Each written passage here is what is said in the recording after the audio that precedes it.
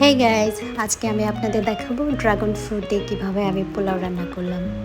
প্রথমে আমি একটা ড্রাগনকে ভালোভাবে ধুয়ে নিয়েছি, আর 4 কাপ পরিমাণে 2 কাপ চালগুলোকেও ভালো করে ধুয়ে নিয়েছি। তারপর ড্রাগনটাকে সুন্দর করে ছুলে চালের সাথে খুব ভালোভাবে মিক্স করে নেব। আর মিক্স করার জন্য আমি এরকম একটা বোল ইউজ করেছি, কারণ এটাতে মাখতে খুব সুবিধা হবে সেই জন্য।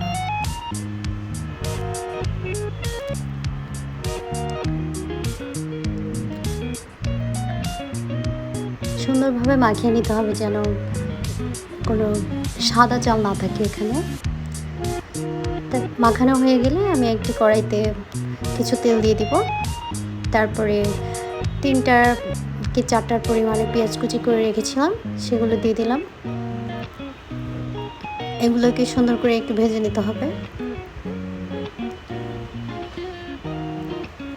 4-5 মিনিট ভেজে নিতে হবে।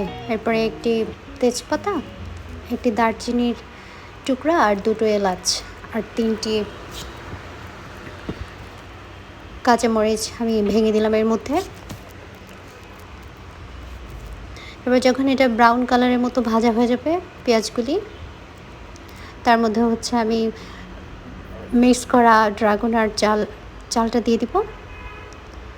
এবার এটাকে 2 মিনিটের মতো ভেজে নিতে হবে। তার মধ্যে পরিমাণ মতো লবণ এবং আগে থেকে গরম করা 4 কাপ পানি করে রেখেছিলাম, আমি সেটা অ্যাড করে দিলাম এটার মধ্যে।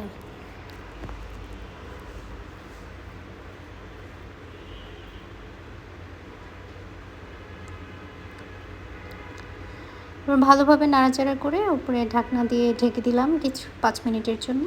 5 মিনিট পরে ঢাকনাটা তুলে আবার একটু নাড়াচাড়া করলাম, দিয়ে আবার ঢাকনা দিয়ে ঢেকে দিতে হবে এবং জালটা কিন্তু লো ফ্লেমে রাখতে হবে। 10 মিনিট পরে আমি চলে আসলাম এবং আমার ড্রাগন ফ্রুট রাইস একদমই রেডি। কালারটা সুন্দর এসেছে না? অরেঞ্জ কালার হয়ে গেছে। এরপর ডেকোরেশনের পালা। আমি চিকেন রান্না করেছিলাম সবুজ কালার করে। আপনারা যদি চিকেনের রেসিপিটা চান তাহলে আমি নেক্সট ভিডিওতে দিতে পারি। Thank you.